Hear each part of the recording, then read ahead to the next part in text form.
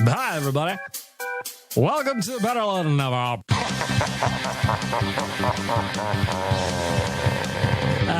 Shit. I'm not actually inside a women's prison at the moment. The horniest just went up to like 11. Good afternoon. At least say a big f*** you to Nick. Tyler Yaremchuk must go to Cinco de Mayo. Ty, why won't you kiss me? Better late than never with bagged milk. Better late than never with bagged milk. To better late than never. With better late than never.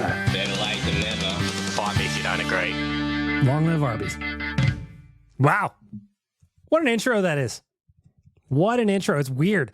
I actually, Surveyor Brett, I just want to give a shout out to you because you know what? We used your intro for a long time, year and a half.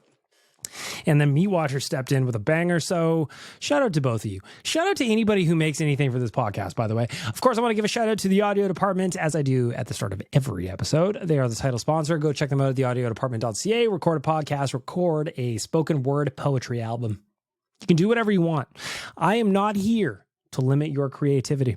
Only you can do that. The audio department, they are here to foster it. Theaudiodepartment.ca. Book some studio time. Let's get into it. Hello. It's Wednesday. Later than I expected. It is 5 o'clock as I'm recording this. I was on the phone for the last little bit. I am well beyond where I thought I would be, and we've got a lot to get to. So I'm just going to jump right into it with a quick Kelowna recap. I don't know if you follow me on social media or not. I hope you do.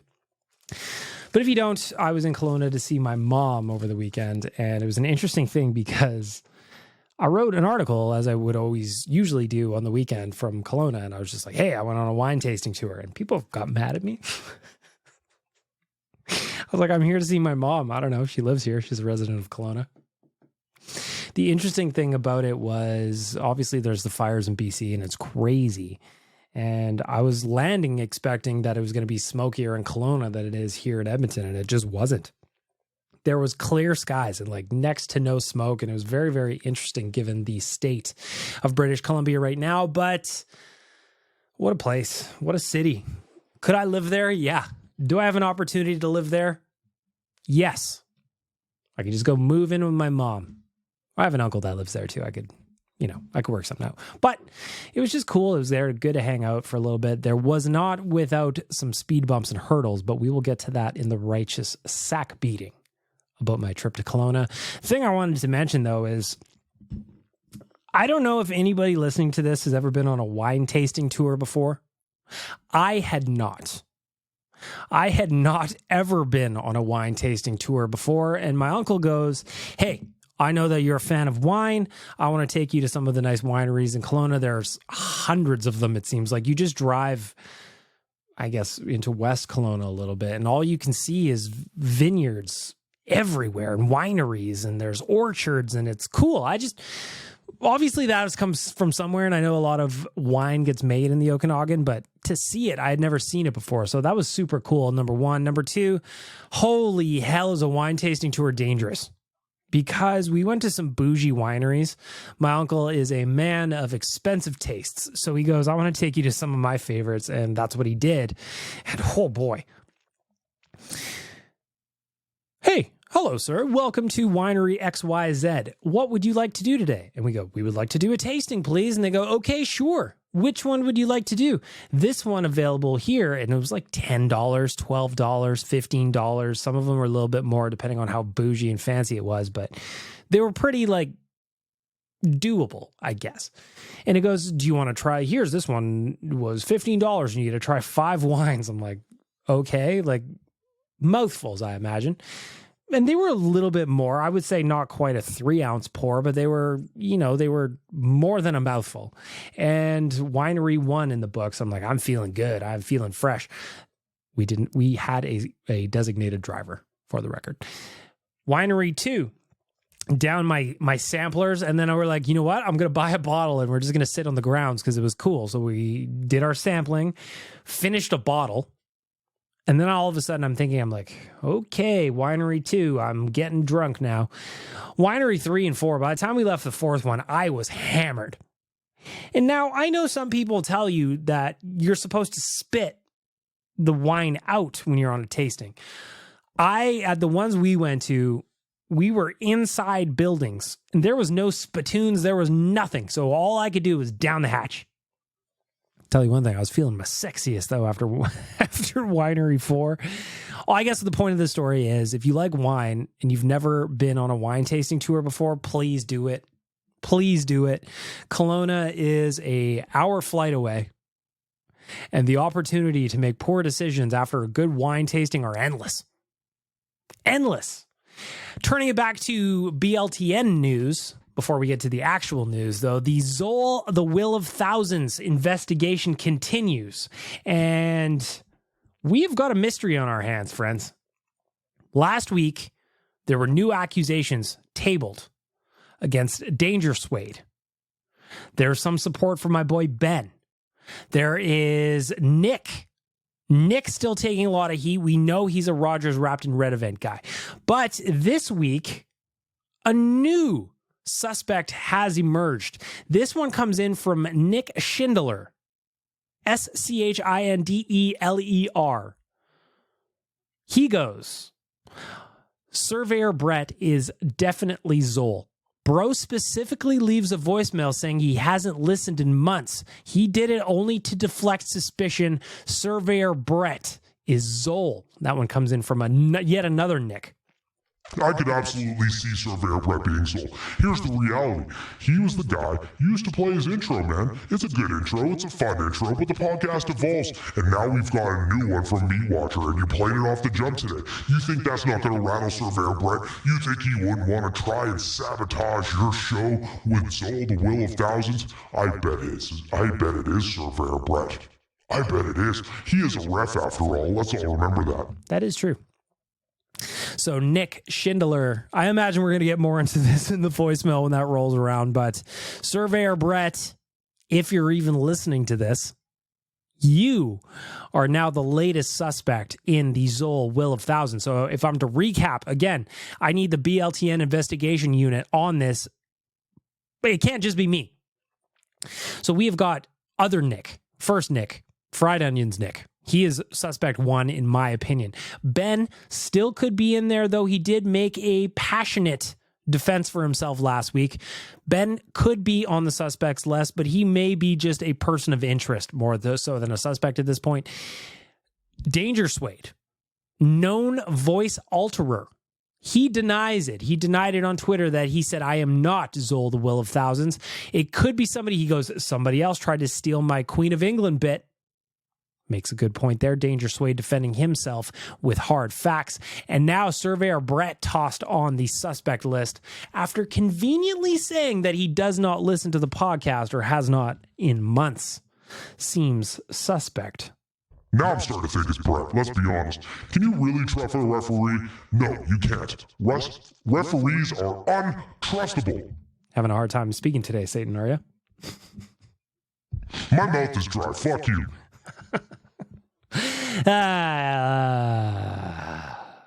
Who is Zoll, the Will of Thousands? Maybe we'll find out more answers today in the voicemail. But up next, let's get to the news.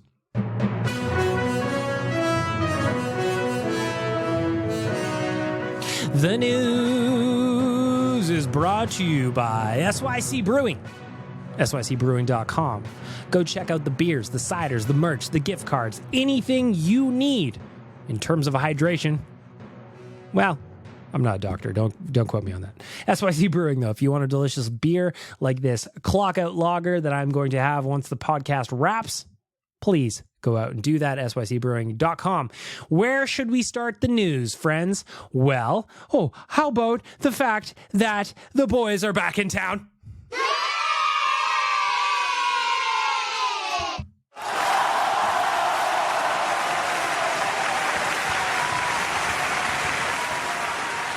Starting Tuesday, September 5th, the Edmonton Oilers were back on the ice practicing for the captain's skates, and I love the attitude that they have right now. There's like a chip on their shoulder, man. After the way they got bumped out in the second round to the Vegas Golden Knights last year, it seems like they've got something to prove, and I like that.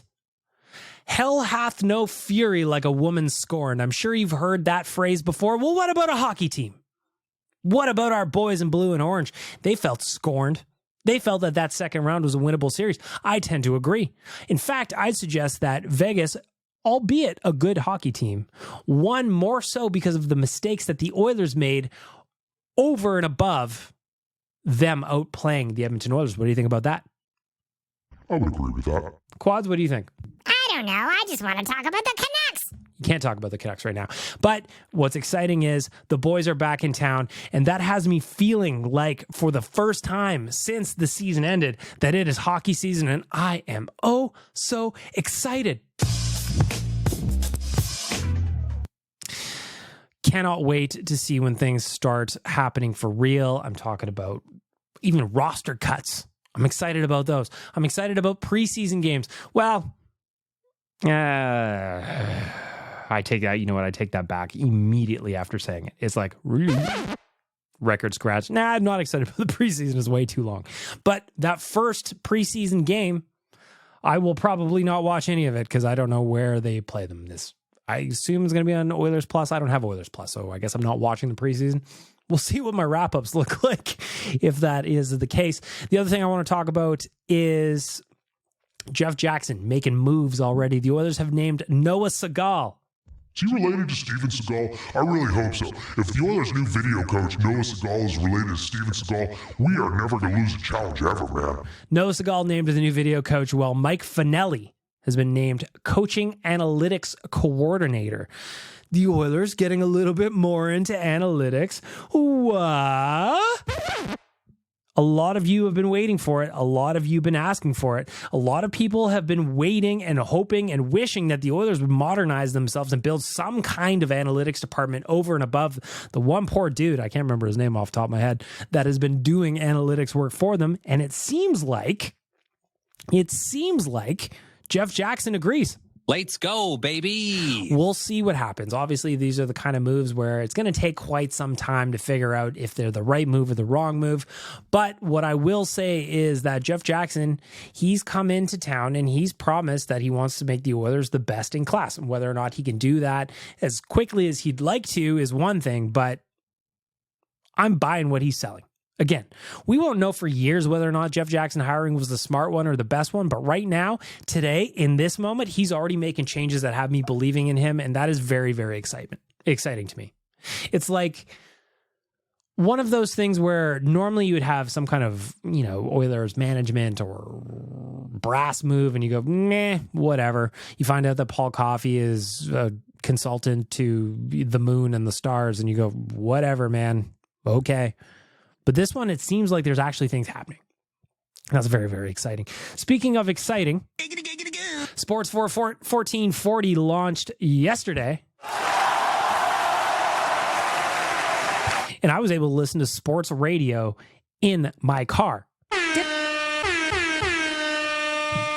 ever tell you that my car can't go up hills? I bought a car once upon a time when I was a young man, and I can't drive up hills. Good thing I live in Coquitlam, and there's not too many of them. Quads, you need to relax. Nobody asked you. But the good news is, like I said, Sports 1440 is on the air. As I am recording right now, I am looking at the Oilers Nation YouTube page, and there is Jason Gregor's face. I can see him. Go to YouTube, just in the search bar, go Oilers Nation. That's what's going to happen is our page is going to come up. You're going to see the Oilers Nation logo there. Go subscribe to that page. Go subscribe to the page. Follow along. You can watch Gregor live right now. Right now. Well, I'm going to mute this. I'm going to mute that. What is he talking about, I wonder? I'm just looking at him. I can't tell.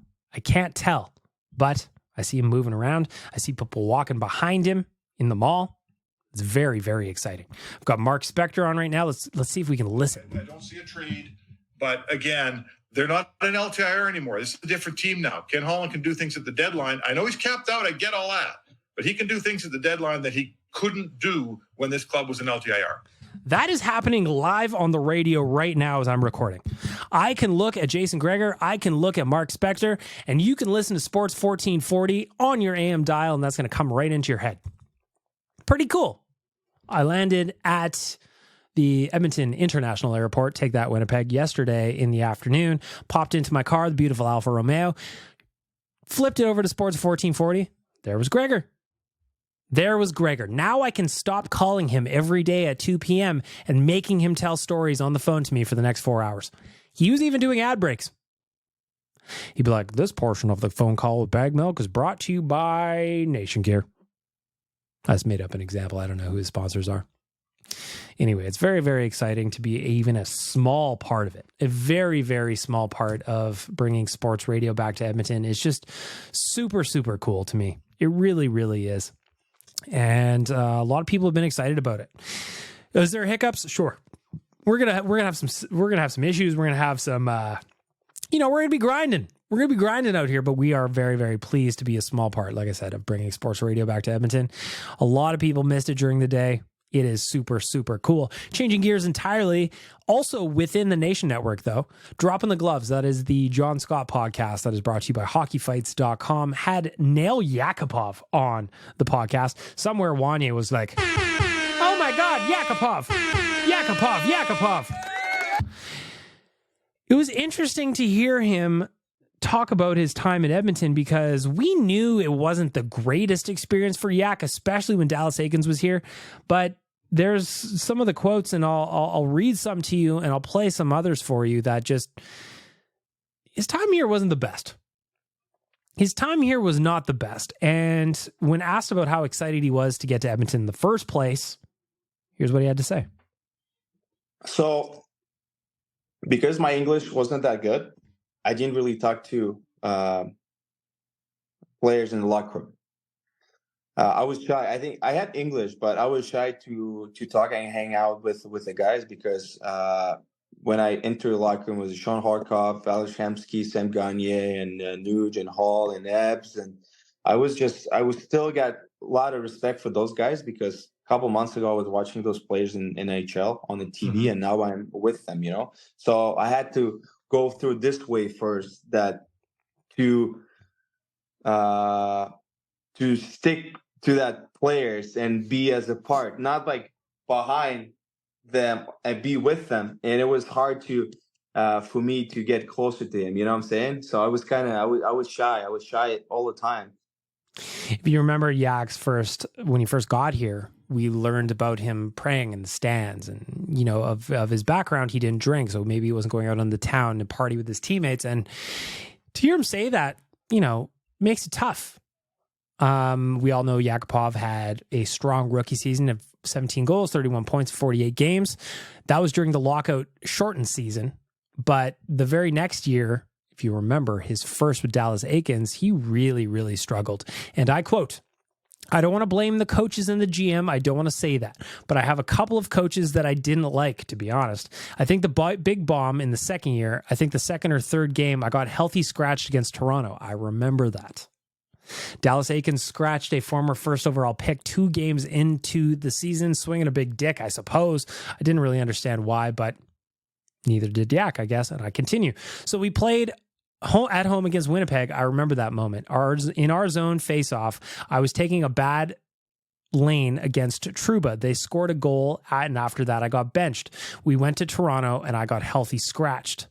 For Nail Yakupov, this was also for a guy just making into the league, and this is his second season, and so early in the second season with a new coach, it felt like a punch to the gut.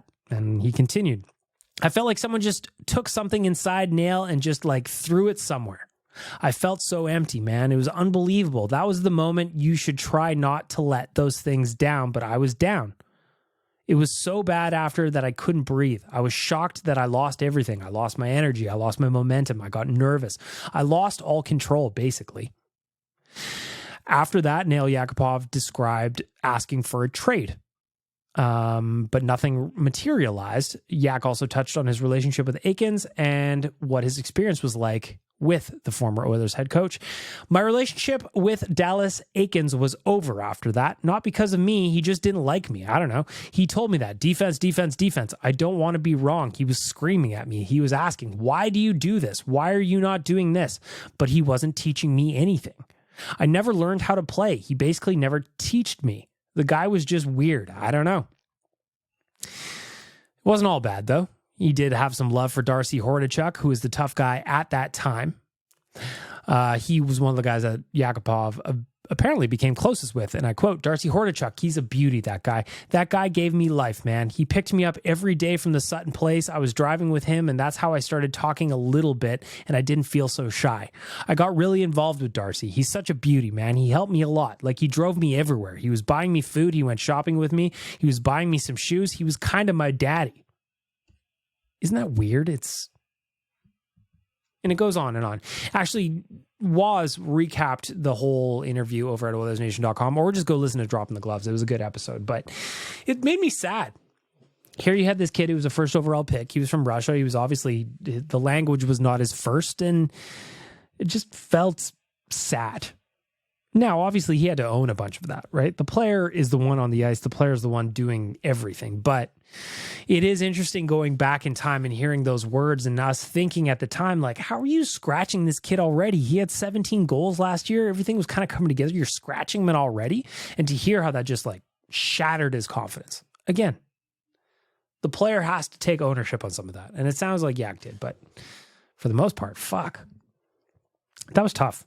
That was a tough one to listen to, at least for me, because I loved Yakupov. I was super pumped when he got drafted, and it just felt like the Oilers abandoned him and he abandoned himself. And once that happened, the snowball just took over and he couldn't stop it from rolling down the hill. Now, I'm not blaming the Oilers entirely, but certainly there's a portion of it. Don't you think? Either way, go check out Dropping the Gloves with John Scott. That is part of the Nation Network brand, or Nation Network stable of podcasts, if you will. Moving back to current Oilers news, Devin Shore just signed a one-year contract with the Seattle Kraken since last week, while Zach Kassian, former friend, signed a PTO in Anaheim. The thing that is most interesting to me is how the Seattle Kraken just keep collecting Oilers. They've got Adam Larson, they've got Jordan Eberle, they've got Justin Schultz, they've got Devin Shore. I feel like I'm missing somebody. But either way, it's just kind of like, what's going on? They want, I feel like, do they want us cheering for them? I don't know. I don't know what's going on here, but it's starting to bother me. Oh, and Kailer Yamamoto, how could I forget him? Slipped my mind. So again, Larson, Eberle, Schultz, Yamamoto, Devin Shore. 5 Oilers. That's a little over 20% of my math is correct. Am I doing Yaremchuk math? A little over 20% of the Seattle Kraken's roster for this year is going to be former Edmonton Oilers. Now, normally I cheer for former Oilers to have success when they leave, but it's going to be tough to do, and a bunch of them are playing for a team that would love nothing more than to knock the Oilers off the top of the mountain, or at least try to get to the top of the mountain. You're standing my way, motherfuckers. We used to be friends. Now we're not. Is that bad? I don't think so. As for Zach Kassian, I got to say, I was stunned to see that he signed a PTO with the worst team in hockey, essentially, the Anaheim Ducks. They were terrible last year. But then I guess I didn't pay attention to Kassian's year after he left here, I suppose, because when I checked and I saw that he only had 2 goals for 2 points in 51 games with the Arizona Coyotes, like, okay, now I understand why you probably got a PTO. Now I understand why the Anaheim Ducks are like, yeah, you can come into town and maybe earn a contract, but you got to fucking show us you can play, man, because 2 goals in 51 games for 2 points with the Arizona Coyotes is no bueno, my dude. No bueno indeed. So I'll cheer for Devin Shore. I'll cheer for Zach Kassian to get a job, but it is weird to look at some of our former friends and just kind of see how far they've fallen or where they ended up and why are they all in Seattle? I mean, I get it. We're going to be in Seattle. By the way, the Nation Vacation to Seattle is sold out.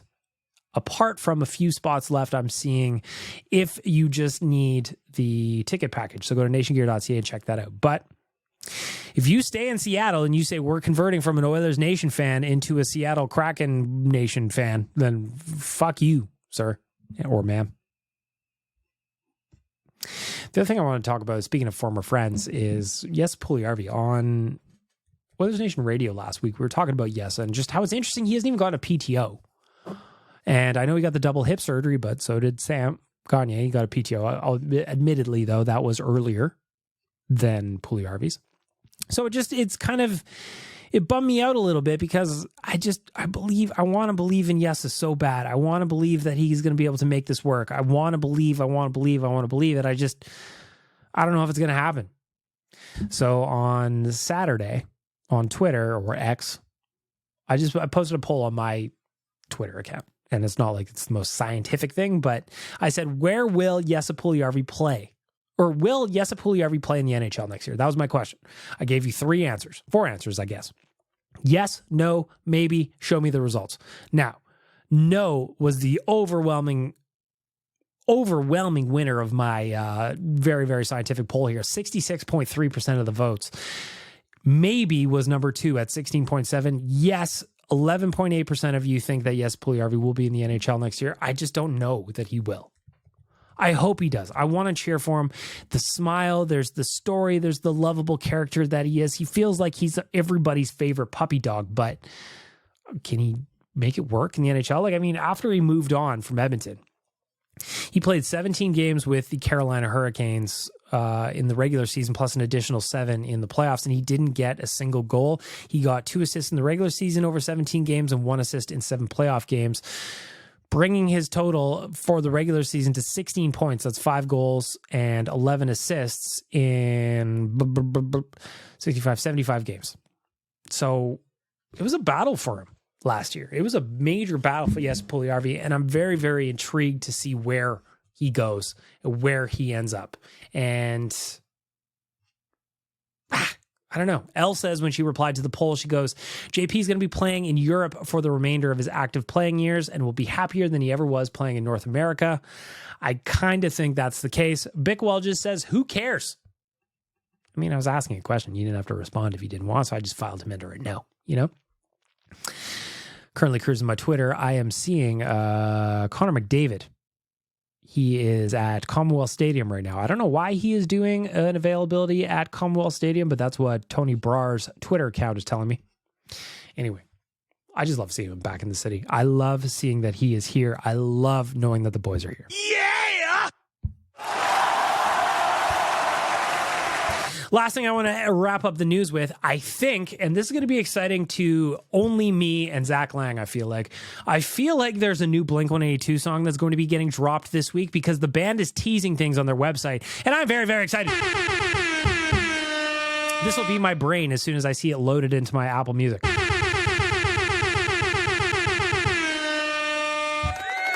You know?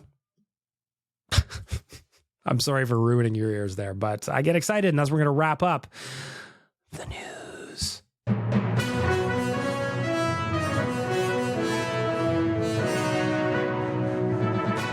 The news brought to you by SYC Brewing. Go check them out, sycbrewing.com.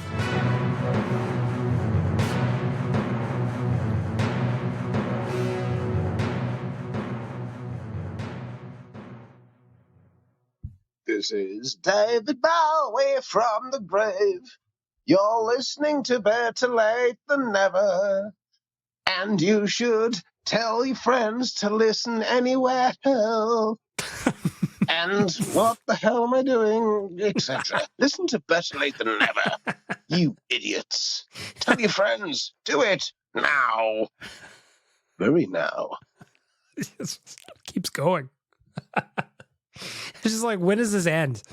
Anyway, for our friends at Betway, provided that you are 19 plus and can do so responsibly, let's talk about a little betting. Like I said, I got very much delayed here doing today's podcast. I got caught on some phone calls, but I was doing my prep this morning and I'm like, I got to do a bet for the betting segment. I'll bet on the Jays. I've talked about learning how to bet on baseball all season long, and I'm trying to figure it out. So I see today that the Jays were playing the Oakland Athletics. I know that the A's are shit, and I know that the Jays had a chance to sweep the series. So what did I do? I bet on the Jays run line. So essentially, if you don't know what that is they had to win it by 2+ at even money. And what happened? They got stomped. Not stomped, 5-2, but they lost 5-2. And you know what happened? I'm glad I bet responsibly because that is some of my shekels right out the window. Right out the window. Anyway, I was unhappy about it. You know? Some of the other odds that we can talk about is I wrote future odds at Oilers Nation on Friday, and that one is for the Rocket Richard Trophy. And now, if you're interested in putting a couple of shekels down, let me tell you that our friend Connor McDavid is currently plus 250 to win that award again. Leon Draisaitl plus 800 to win it. Again, both of those guys have now won. Or no, Leon didn't win it that year. That's right. He only won the Art Ross. Fucking was one goal behind Alex Ovechkin, now that I'm remembering. This year, though, I almost kind of feel like doing a little sprinkle on Leon Draisaitl at plus 800 because I imagine that now that he's got one under his belt, Connor's just going to be looking for him all the time. Pass, pass, pass, pass, pass. And Leon's going to go cash, cash, cash, cash, cash. If you want the other top five, so it's Connor McDavid plus 250. He's the favorite to win. Austin Matthews is next up, plus 650. David Pastrnak from the Bruins at plus 750. Leon at plus 800. And Jack Hughes from the Devils rounding up the top five at plus 1,200. Again, if you were looking to do some betting, make sure that you are 19 plus and can do so responsibly. Thanks to our friends at Betway. It is now time for the Righteous Act Beating. You want to see a man, boy? I'll show you a man. Kick me in the jimmy. For Trilogy Oilfield Rentals, it is time for the Righteous Sack Beating. Of course, Trilogy is an established provider of tools and expertise across multiple oilfield disciplines, specializing in rentals, pipe recovery, abandonments, and completions. Currently, they maintain full-time operating units in Provost, Weyburn, and Kindersley. You want to know what kind of tools they have? Well, I'm glad you asked. They've got rental tools, fishing tools, coil tools, drilling tools, mills and bits, completion tools, any tools you need for any job. TrilogyRentals.ca. The Righteous Sack Beating goes to I'm not going to say the airline. I'm not going to. But my trip to Kelowna did not start off well. Why? Because I was leaving. So picture this, will you?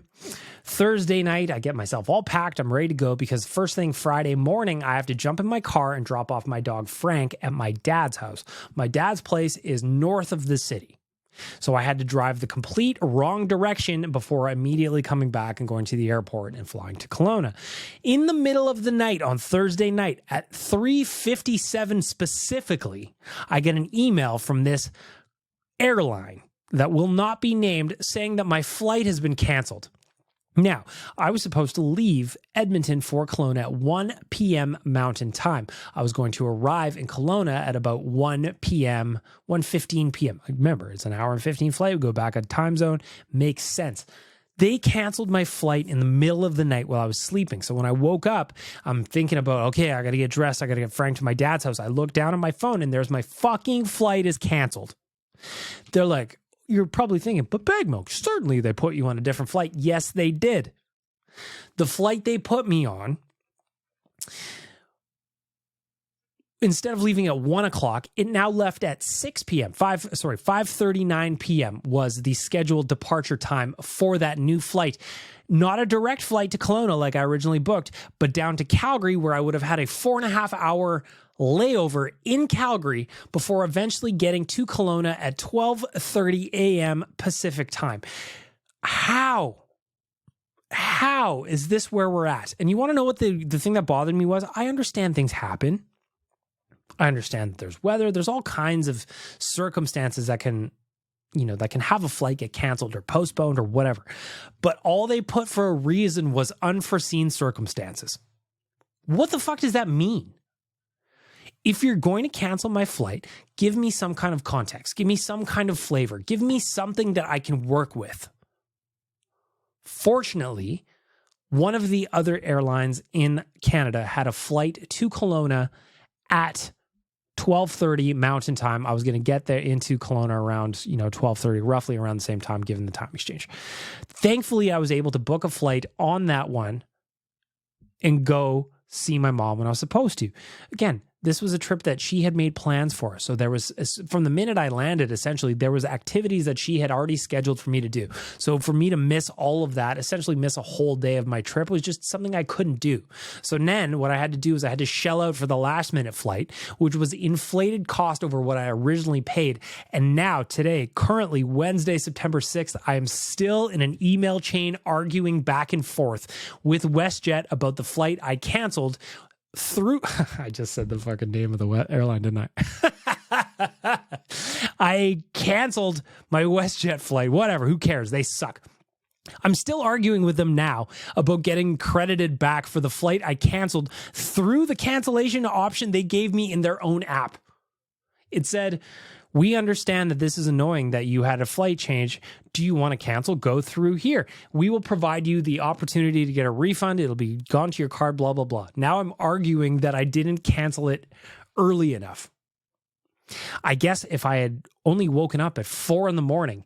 to cancel the terrible flight they stuck me on, then maybe I wouldn't have this issue. But since it was less than 24 hours before my departure, they don't know what they're going to do. I don't get airlines, man. This is just this happens in the same weekend. So it's annoying. I was able to get there. Thankfully, there was another airline that got me. Shout out to Flair. If I'm just saying names, I'm going to say shout out to Flair for getting me there on time when I was supposed to. But that last minute flight was more expensive than the WestJet flight. And all WestJet went was, whoopsie daisies, here's $15 of food vouchers. I should add that there was 2 of us on the flight. There was me and me missus. And they gave us $15 of food vouchers. So I don't know what's going on with airlines right now. Yeah, I'm sure you've all seen the Air Canada story about they wanted that woman to sit on a puke-covered seat, and when she refused, they kicked her off the plane. What is going on right now? What is going on? I don't have an answer, but what I do have is a very big annoyance that I'm dealing with because they can't handle their shit. And I guess that's the right to sack beating. Whatever. I got there and I made it work, and I'm glad that I was able to find another flight that got me there on time. But this whole annoyance of canceling my flight in the middle of the night, garbage. Not giving me a reason why, garbage. Come on, figure it out, airline industry. You want to see a man, boy? I'll show you a man. Kick me in the jimmy. Ladies and gentlemen, let's get ready to snuggle.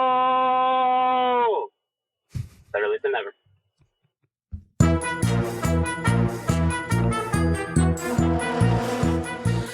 The voicemail is brought to you by Alfa Romeo of Edmonton.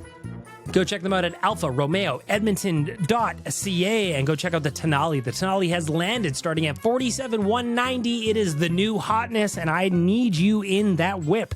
I need you buzzing around the city looking fly, looking fresh. alfaromeoedmonton.ca. Book a test drive, people. Go buy an Alfa Romeo right now. Thank you, Ben.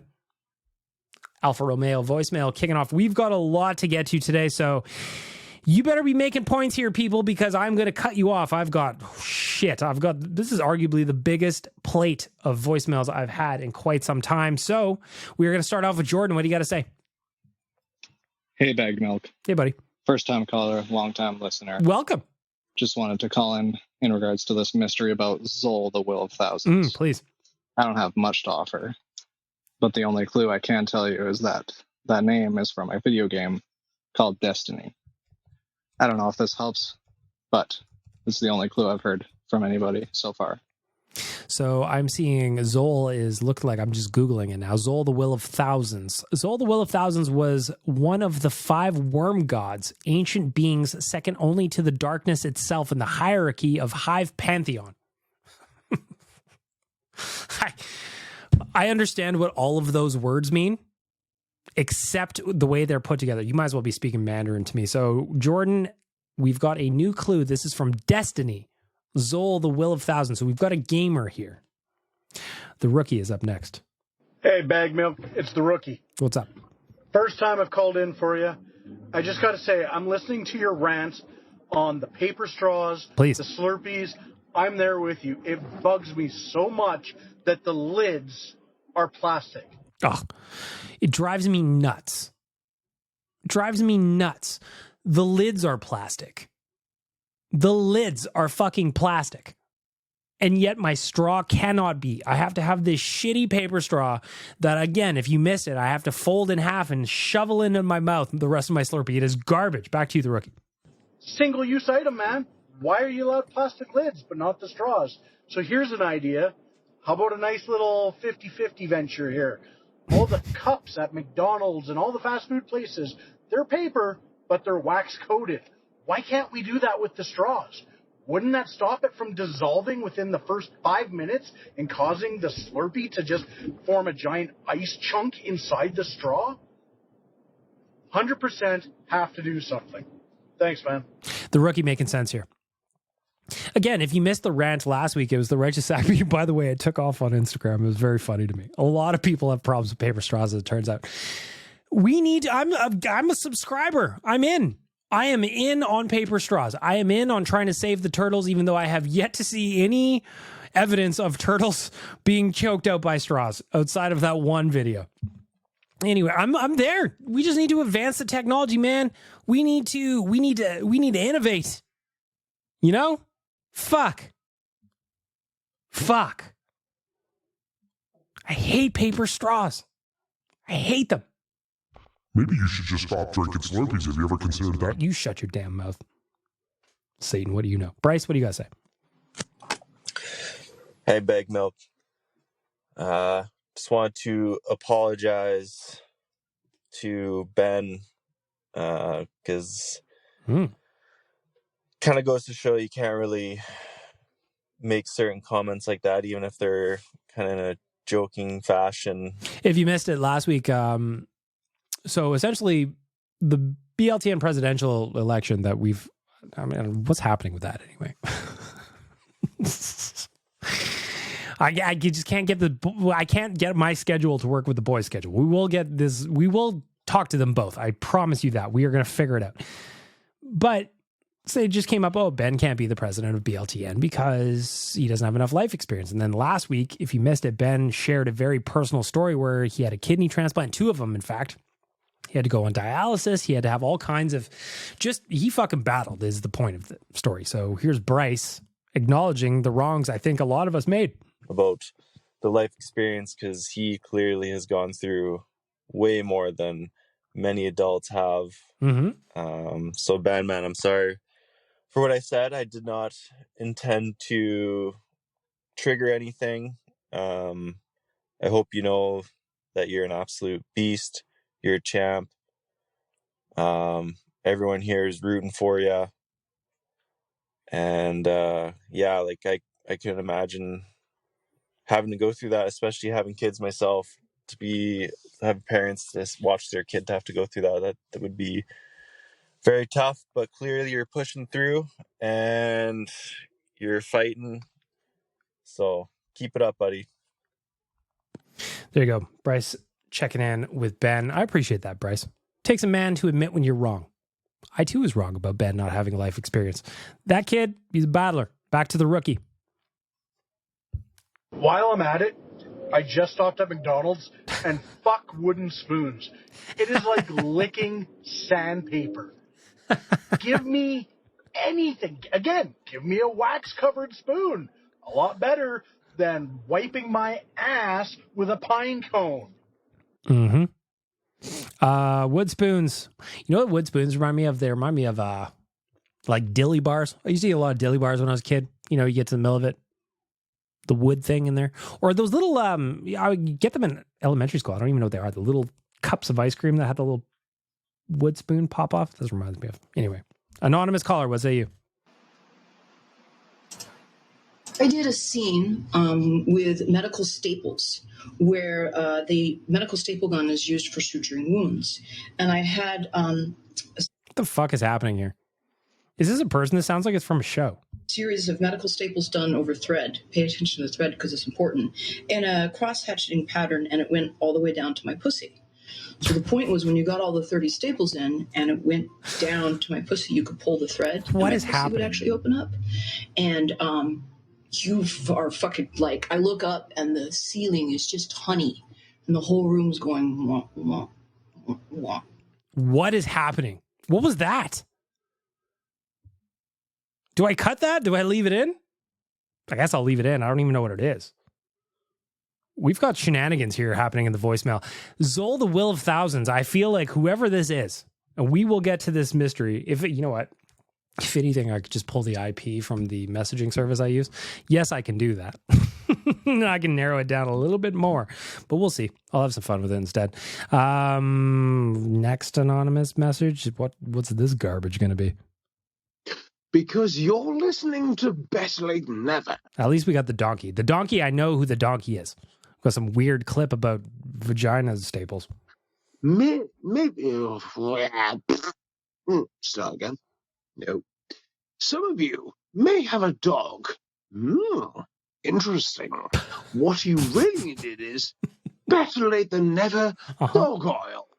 What you need to do is stroke that oil into a dog. This is the worst. I'm having to go here. Right, here we go. You're listening. Donkey Volley had one idea. Maybe he had several ideas, and he was trying to smash them together, you know? It's like that song by Billy Joel, Scenes from an Italian Restaurant, where he said he had 3 or 4 song ideas, and instead of making them into individual songs, he just smashed them all together, and Scenes from an Italian Restaurant is what popped out. That's what I can imagine Donkey Volley's trying to do here. A lot of ideas, but the execution is not so great today, my friend. To Better Late Than Never. What you need is dog oil. New dog oil. Rub it into a dog. And if you don't have a dog, rub it into yourself. Yeah. Dog oil. Dog oil. Frank, where are you? Oh, he's sleeping right beside me. You want some dog oil, buddy? I can rub it into whatever he said. I have no idea. Anonymous, a message next. You're up. Good afternoon. The donkey again. Now, let's see if the donkey can rebound. That last one was Godfather 3. Let's see if he can rebound. Okay. Yes, a phone call would be good and a presidential election thing. Because it's the best month. The best month ever. In September. Yeah,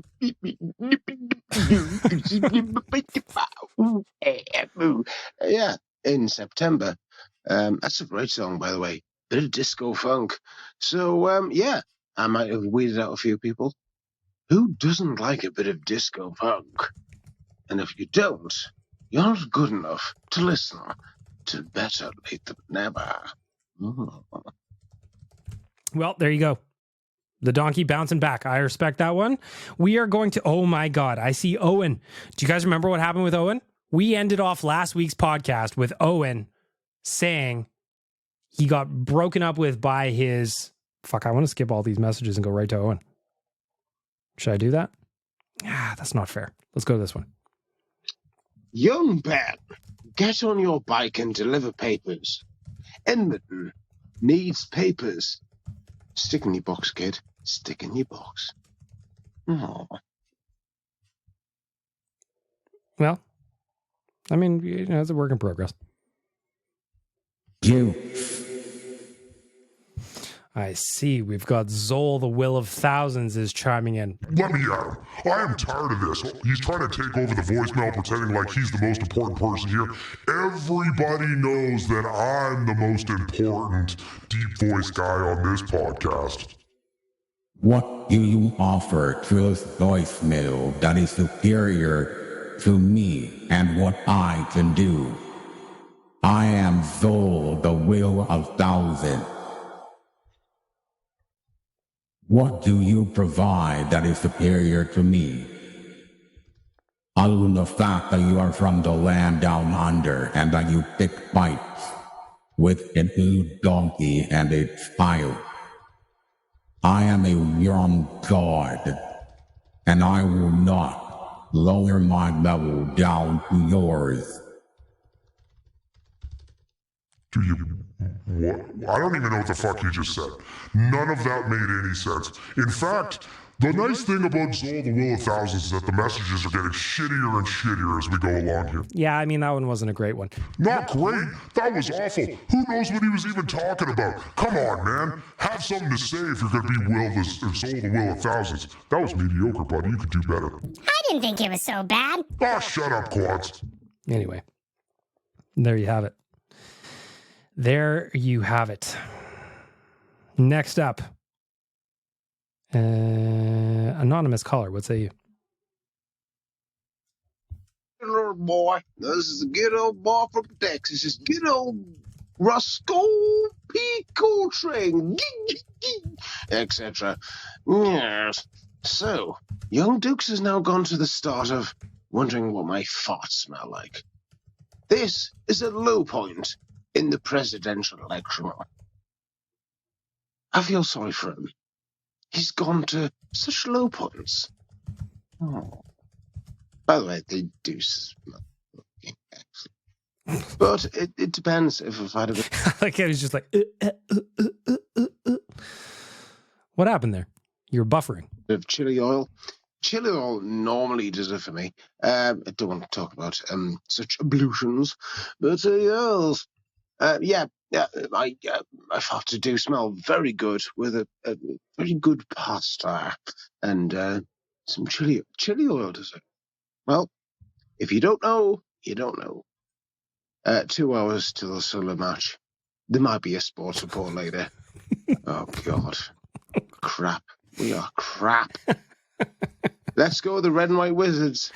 How is Sunderland? You beautiful red and white wizards.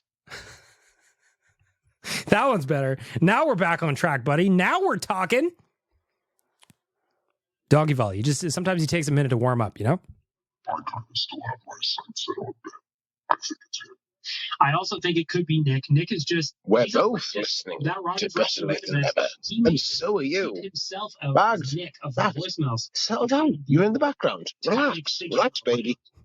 Oh. I was like, wait a minute, that's me. That's Satan. I was like, what the hell's happening?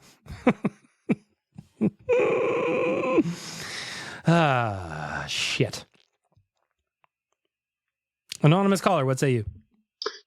Part 2, which reminds me of Captain Feldman. I was in the middle of Glastonbury. We saw Elton John. Are you ready? Are you ready for love, etc. Yeah. Queens of the Stone Age were on the next stage. And I was like, do I go and see Elton John or do I see Quota?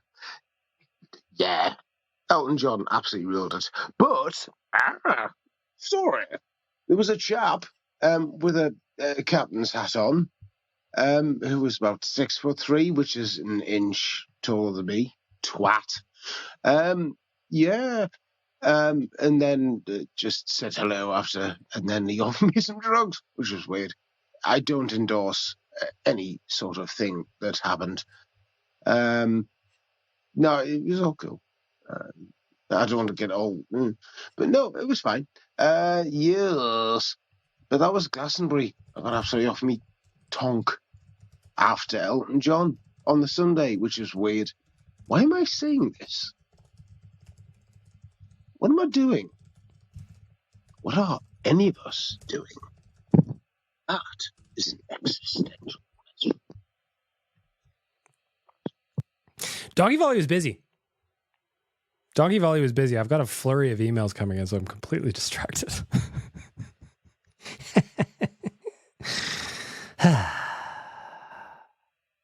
What are you going to do? You know? What are you going to do? Sometimes things happen, you know? Sometimes things happen.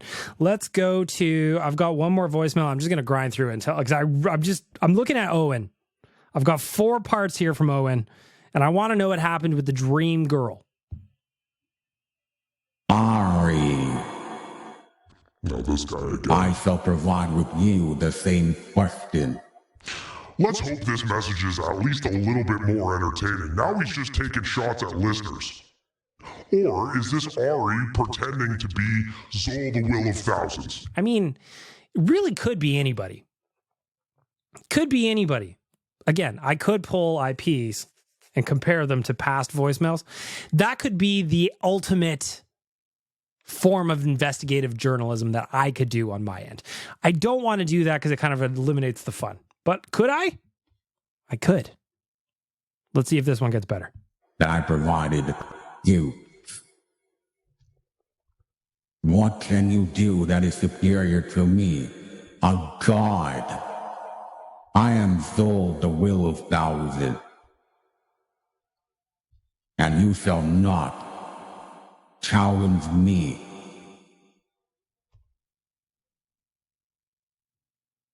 there any chance you have a snoring sound effect button? Or do you want me to just go?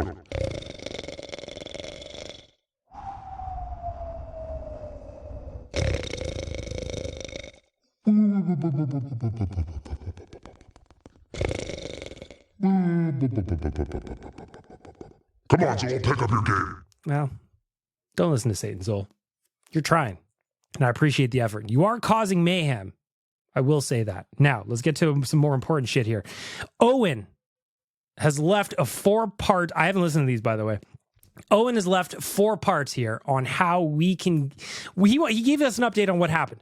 In case you missed it, early in the voicemail from last week's podcast, Owen was talking about how he met the girl of his dreams, and he asked me for advice, and he's like, what can I do? And I tried to give him some mediocre advice.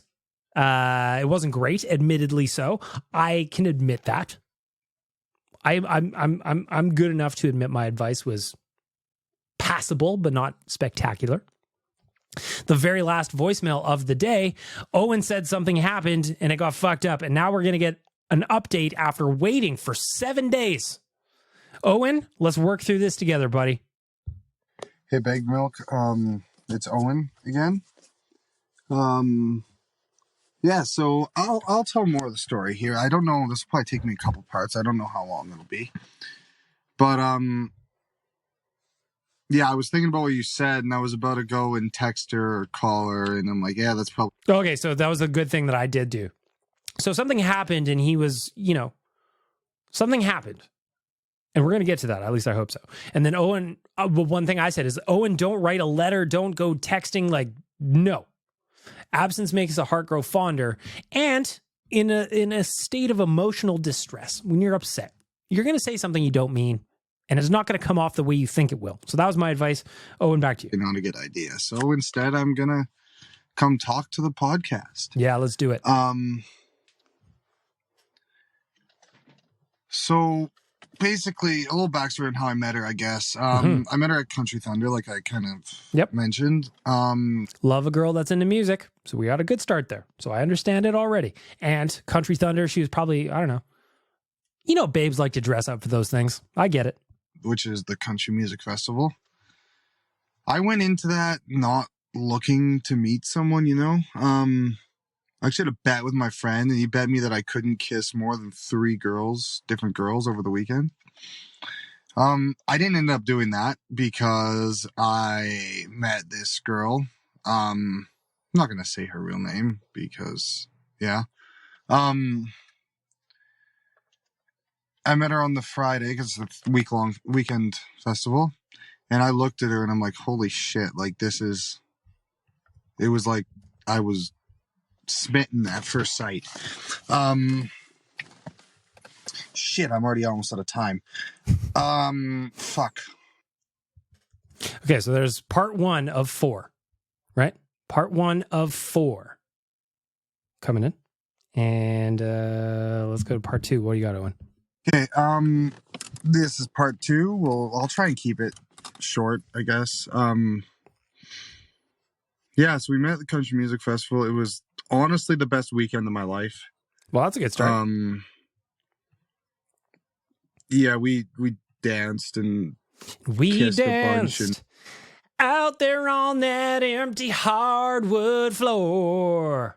Oh, you love country too? I love country. Quads, not today. We're talking to Owen. And just held each other. It was freaking amazing. And then after the festival, we were talking for a while, and we met up for a couple dates. And that brings me to I thought it was going well. That brings me to last Monday night. So I guess it'll be 2 Mondays ago by the time the podcast is out and you're listening to this. We went out and it was great. We kind of just drove around, got McDonald's, sat, talked. And it was actually like really good. And she was talking about, and we were talking about what it's going to be like to meet each other's families and how her dad is a bit overprotective and how her brother is really going to like me because she has 4 other sisters and he has no other guys around. And then I got a text from her the next morning, which I will go over in the next part.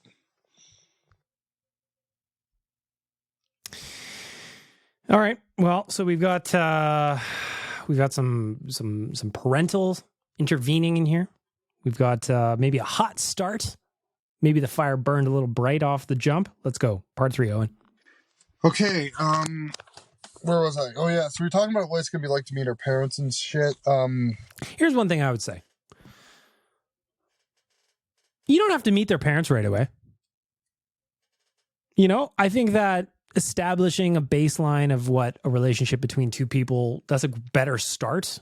Talking about what meeting the parents is like, because I just feel like you don't want to give all your dirty laundry too quickly. You don't want to be like the guy who's like, I'll meet your dad right now. Let's get married. And I'm not saying that's what you did, Owen. I'm just saying in general. So like, I don't avoid meeting people's parents, but like, I want to make sure that if I'm going to meet your parents, I'm in more of an established thing, I guess. So this just sounds fast to me, I guess, is my point here. And then I got that text the next morning. And to be honest, I could read the text, but there's no point. The gist of it was like, she's like, hey, I've been thinking, which whenever someone says that, it's never good. And she's like, well, we clicked really well and I really like you and all that, but we just live so far apart and I don't want to hurt you when I leave in January, is what she told me. Mm-hmm. Now, a little bit of backstory here. We live like half an hour apart. I live in the south part of Calgary, and she's from a small town, like literally half an hour south. It's not a big deal. I would have literally driven that every single day if I had to and paid for the gas. I don't care. I didn't care. And so she says that. And in January, she's leaving to go to school or whatever in BC. I don't know. I don't think I know I said like I fucked up, but I don't really know if I actually fucked up. Like, I don't know if I did anything wrong. I guess I'm going to have to go to another part. I think a fourth part. This should be the last part. It's part 4. Yeah. So I don't think I fucked up. I can't think of anything I did that would have really fucked it up. And like, I thought it was honestly like really good. And the reasons she gave me that were kind of bullshit. So I don't really know if it was really because she was worried about her leaving in January. Like, I don't know. I'm not an expert, but that's kind of a stupid way to live. Like, well, she's worried about what's going on in January. Yeah, the thing is, you wouldn't want to start something with someone knowing you're going to leave in January. So in that, I actually appreciate how forthcoming she's been with you. Probably wouldn't have gotten started myself, or just been upfront like, hey, we can have fun for a few months, but I got to go. Like, I've got life coming. That's 3 months away. Like, who gives a shit? It's 3 months away. We'll figure it out when we get there. Yeah, my problem though, that it fucking hurt because I kind of get a little bit too attached a little bit too quickly. I didn't know her. I hadn't known her for that long, like 3 weeks. Basically, we went on a bunch of dates and shit, and we were just about to get ready to meet her parents and each other's parents and stuff. And yeah, I fell too hard too soon. But like, I said to one of my friends, like, if I had written down exactly what I wanted in someone before I met her, it would have been like described her to like a T. So yeah, I don't know. It just kind of sucks. Well, and I'll leave it here. If I think of something about throughout the week, I'll send it in, send another voicemail in. Well, here's what I think. This is young love to me. This is young love. And sometimes it's difficult. Sometimes navigating it can be tricky. But I'm glad that it wasn't like as heartbreaking as it maybe sounded like at the end of last week's podcast. You sounded devastated in that voicemail. So I feel like a couple of days, you're rebounding. Don't get angry, though. Don't get angry. Situation sucks. Dream girl. Felt like you had her, you lost her. Wasn't meant to be. It is better to have loved and lost, as they say. But what I would say is, you're a young dude. You're 18 years old. The world is your oyster, my friend. What I need you to do is up the game on some of the dating apps. I know you're on them. Tinder, Bumble, Hinge, all of them. Match.com, plenty of fish. Just get out there and be you. You sound like a nice kid. You sound like a nice dude. Got that deep voice, let me tell you. Hey there, this is Owen. I'm single. I'm ready to mingle. Hey, if you're single and you want to date Owen, go find him. I'm not going to give you his contact info. But what I would say is this isn't as bad as I was thinking it was. So, Owen, I'm glad. That's the most important thing. Number 2, I wish it was worse. If I'm being honest, it would be way more entertaining to my audience. But most importantly for you personally, I think that that's a good thing that it wasn't too nuts, whatever happened between you two. We're going to an anonymous voicemail from there. Dark milk and Satan. How amusing it is to witness your attempt to ascertain my identity. I shall let you in unknown. I have given you the biggest of red herrings, and you have fallen for my trick.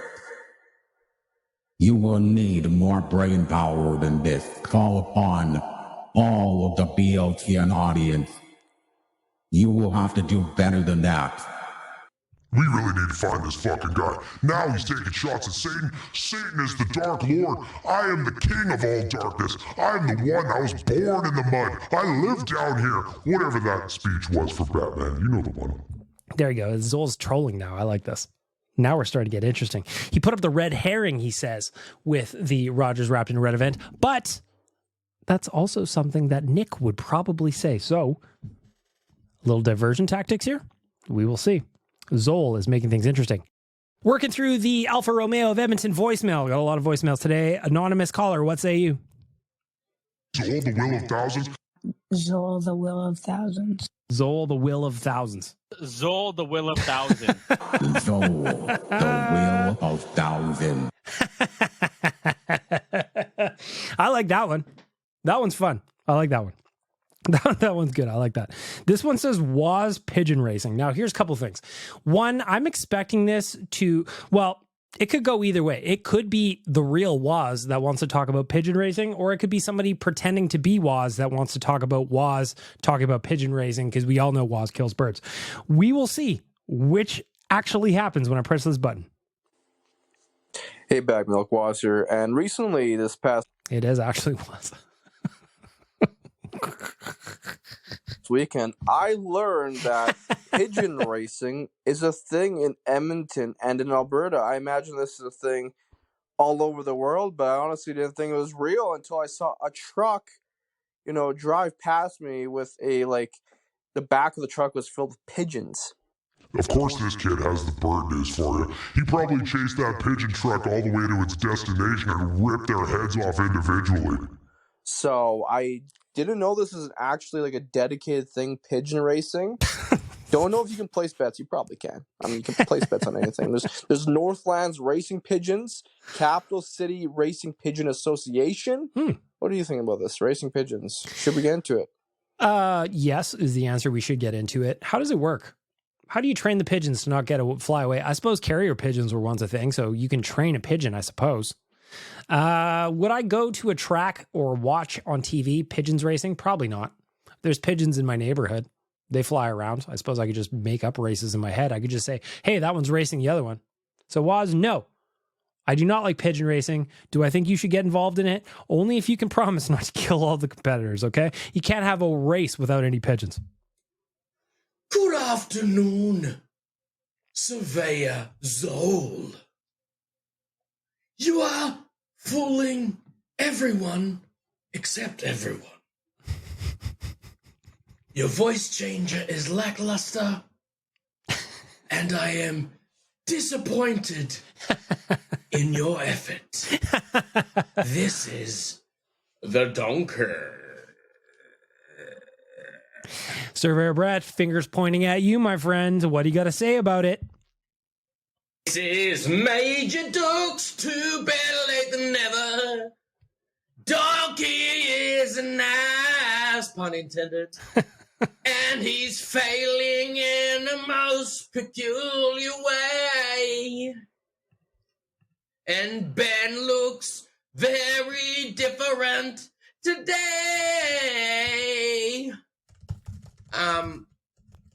We love you, Ben. Well, Donkey hates you, but, you know, the rest of us appreciate you. Fuck anyone who says you're boring, mate. I mean, I still want to fight you if it was age appropriate, on principle, but, you know, you're a champion, mate. Don't let anyone else tell you otherwise, especially that son of a bitch, Donkey. Mm-hmm. Yeah. I'm not against you out of, you know, I respect the hell out of you, but, you know, you came up against me, so, you know, you can catch these hands. Here's why I love this community. Ben shares a very private story last week on the podcast. Now everybody's coming to pump him up. Because, Ben, here's the thing that I hope you know and that you realized is that it was all fun and play and games, and nobody was, you know, it was just because you're young. But then you come back and drop a hammer like that, and everybody goes, whoa, fuck, we got to back up. Maybe this kid is legit. Metaphorical hands, of course. Unless you do actually want to fight Sharma's kids. Anyway, dude, keep up the good fight. Whether it's against Sharma's kids or just, you know, figurative fight against whatever. But, man, you're awesome. And I've run out of time. There's Dukes doing a little defending of my boy Ben, and I appreciate it because, Ben, you are good people. Working through the Alfa Romeo of Edmonton voicemails, here is Detective Nick. Now, this should be interesting. Bag Milk, I've been accused of being Zol, the Will of Thousands. Yes, you have. And as much as I wish I was Zol, the Will of Thousands, because that would be very funny, I'm not. I do not have the technological know-how to be... Are you not going to school to be a neurologist? Don't dumb yourself down, Nick. I'm not buying that. I will buy a lot of things, hook, line, and sinker, but that you are too dumb to figure out a voice changer on the internet, given what you're going to school for, I will not buy that. The Will of Thousands. I don't know how to do a voice changer. Do you honest to God think if I had the technological know-how to do a voice changer, I would be leaving voicemails with this voice? No, but I have two theories on who it is. Surveyor Brett or Meat Watcher. We know both of them are jokesters. We know both of them like to... Meat Watcher being added to the suspect list by a suspect himself. This seems suspect. Fuck around. Tyler Piss intro. You know, there was the tie, why won't you kiss me? We know both of them like to fuck around. We know both of them also have the technological know-how to do this. Meat Watcher makes songs. Surveyor Brett made the intro to this podcast. Both of them are technologically fluent enough to do this. Meat Watcher never leaves voicemails, so as far as we know, it could be him. Surveyor Brett comes on last week saying, oh, I haven't been listening to the podcast. Why would he do that unless to deflect suspicion? That's what alternate Nick said. There's way too many Nicks that listen to this podcast, but all the Nicks are now pointing fingers at Surveyor Brett, which is interesting to me. So as much as I wish I was Zol, I'm not. But I'm in on you, Surveyor Brett and or Meat Watcher. One of you is Zol, and I will prove it. Detective Nick is on the case. He said he is going to prove that it is one of you two. Now, Meat Watcher I hadn't considered, but despite my suspicions with Nick, Meat Watcher could be that guy because, as you know, he knows how to put something together. He knows how to put a sound clip together. Meat Watcher can't be the guy. There's no way. I collaborated with him on the cat food song. He seems like a stand-up gentleman. Well, let's not let our biases get in the way of the truth. I guess the point here is that the investigation continues. Kyle the Embalmer, check it in. Hello, Bagged Milk. Hello, it's sir. Kyle the Embalmer. I just wanted to jump in with a random thought, kind of. After seeing Kennedy's post making fun of you with the bagged cereal aisle, yes, I started a debate with a few of myself and my friends about whether does milk go in cereal or does cereal go in milk? Which is in which? Easy. I've got the answer to this. I'll hang up and listen to your opinion. This is easy. Kyle, I'm glad you asked because I've got the answer for you. No question about it. Number one, milk goes in the cereal. There's two scenarios. There's only one scenario where the cereal goes in the milk, okay? So you put your cereal in the bowl, milk goes in the cereal. That's the standard. Now, if you were pouring milk in the bowl before the cereal, you need to check something. You need to check yourself. You need to check just the way you operate. There's something going on with you, okay? The only scenario in which the cereal goes in the milk is if you have completed cereal bowl number 1 and you are still hungry. That is the only way that works. I will not take any further questions at this time. Kyle, that is the answer. Ari, you're up. Okay, I wanted to talk about something completely different right now, but Sure. Since Owen last week talked about his situation, I thought, why not? And this only happened today, so here it goes. I'm glad you've come to me for advice, Ari. As you heard from the Owen situation, I give out mediocre advice, and it's all free, so you are in the right place. Long story short, my girl is very mad at me. She saw something on my phone, and she jumped to conclusions. Well, I need to know what she saw. I hope you're going to tell me with the remaining 42 seconds of this message. I can only help you, Ari, if we're honest with each other. I thoroughly explained what it was. We had a big fight, and she's pissed. She's very, very mad. What is it? And as of right now, yeah, she still left me on red. So, and your boy is very depressed and feeling very shitty right now. And and I don't know how long this is gonna last. I mean, because we've had our fair share of things in the past throughout this whole relationship. Sure. Do you have any advice for your boy? Because I could really use some right now. I mean, I'd love to give you advice, but I don't know what she found on your phone. So now I'm suspect. Or now I feel like I feel suspicious of you is the answer. I don't want to feel suspicious of you, Ari. You've been a caller for a long time. You seem like a nice dude. And you are one of the hoodie winners for leaving a review on the podcast. But without knowing what she saw on your phone, I don't feel like I could give you accurate advice. Now, I have my own suspicions of what I think she found in your phone.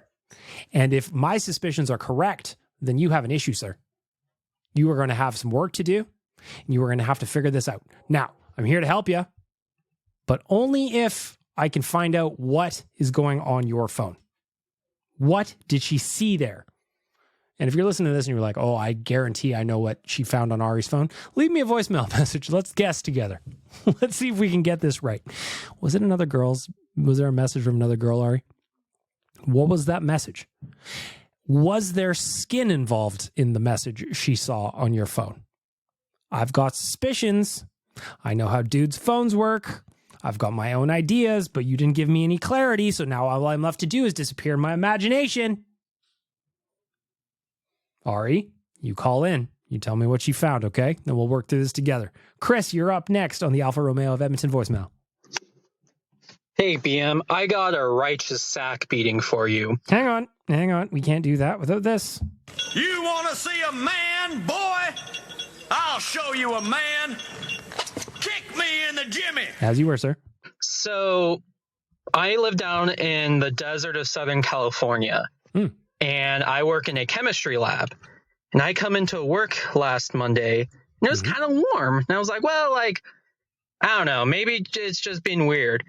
But throughout the day, and I get in at 7, around 9 o'clock, I'm like, it's stinking, it's getting uncomfortable. I have all my lab coat and goggles on. I'm just sweating through it. And I go to ask the office manager, and she says that the AC in my area is not working, and it is 95 to 100 degrees out. And the solvents in my area are kind of volatile, and so they're just the more volatile ones are just off gassing because it's 30, 35 degrees Celsius in there, whatever the conversion to that to Fahrenheit is. I don't know. And also my fume hood, which takes whatever gases and pumps them out of my atmosphere, isn't working. So now I am in a hot lab inhaling some solvents that aren't getting vacuumed out of there. So, and the part isn't supposed to come in until the 11th of September. So T's and P's. I feel like thoughts and prayers aren't appropriate here, Chris. I feel like you shouldn't be at that lab. You got some major science shit going on and you're inhaling fumes of some kind. Now, I'm no scientist, but I am an unlicensed scientist. And I can tell you that if you're huffing gases, they better be the fun ones. But it doesn't sound like they are. So I feel like until the 11th, which is 5 days from today when I'm recording, I don't feel like you should be in there. I feel like you should be somewhere else. And I feel like your job should let you be somewhere else unless they move your lab outside. That could be the solution, Chris. You move all of the tools and the equipment that you use outside in that hot sun. By the way, 35 degrees C to Fahrenheit is 95 degrees Fahrenheit. Thank you, Google. Chris, please leave a message next week for next week's podcast so that we all know you're alive, okay? Thank you. Very last message from the Alfa Romeo of Edmonton voicemail. It is Ari. Ari, if you don't tell me what got found on your phone, then I don't know what we're doing here, man. Okay, just ignore what I said last night. I think it's over. I think it's over based on the talk that we had today. Oh man. So yeah, I don't know what you said, BM, but thanks. Really, I appreciate it. You're the best. You have no idea. I don't know that you will like my advice because I want to know what she saw on your phone. But if it is over, Ari, I apologize. Call me back. Let's talk about it. All right. Owen gave the breakdown. I think in Owen's case earlier, that breakup's for the best because while she may have seemed like his dream girl initially, in that moment, if there's only going to be a 3.5 months of a relationship here before she leaves in January, it's just not meant to be, baby. I'm not saying don't have fun. Go have some fun. But in the meantime, look after yourself. Ari, what did she find on your phone? You leave me a message and let me know. We can repair this. I don't believe that from the time you left that one voicemail to this last voicemail that it's over. Unless you want it to be over. But we have some work to do, it sounds like. Hell hath no fury like a woman scorned is what they say. And it sounds like that's the situation you're in. So for the fine folks at Alfa Romeo of Edmonton, we demand an update from Ari.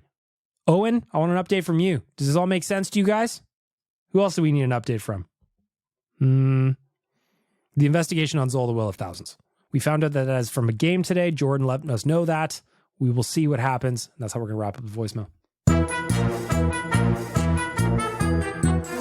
The Alfa Romeo of Edmonton family is looking to welcome you. Perhaps you can drive a Stelvio like I do. Or perhaps you're going to go check out the Tenali starting at $47,190. You book a test drive at alfaromeoedmonton.ca. In the meantime, please keep leaving voicemails.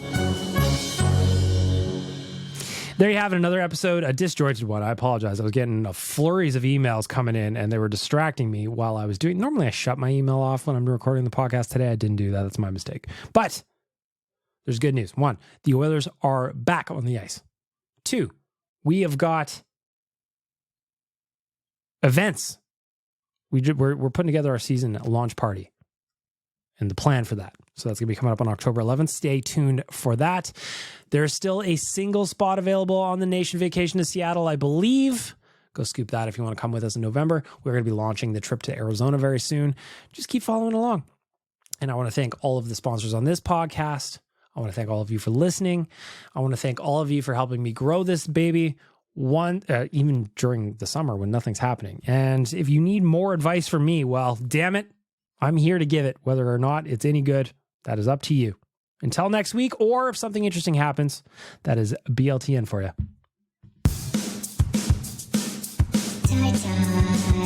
Why won't you kiss me? Why won't you kiss me?